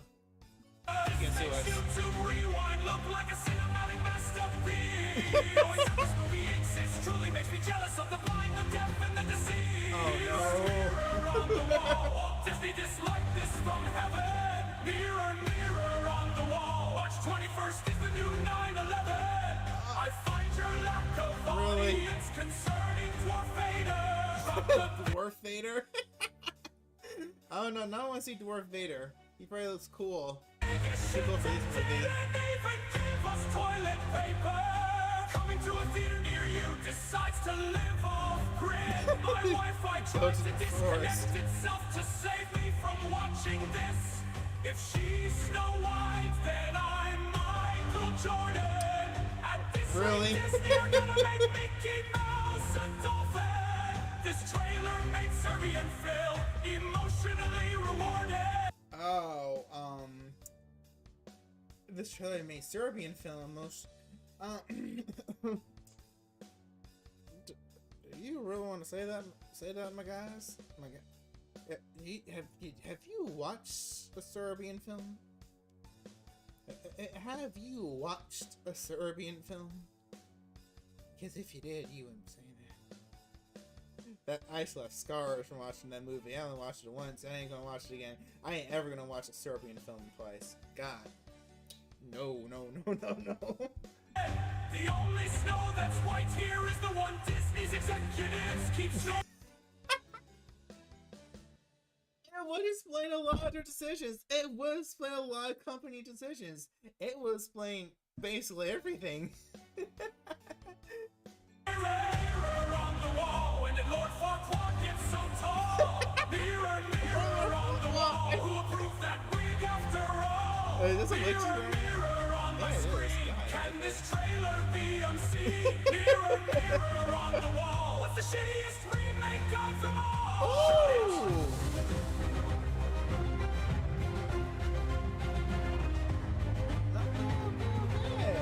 Good.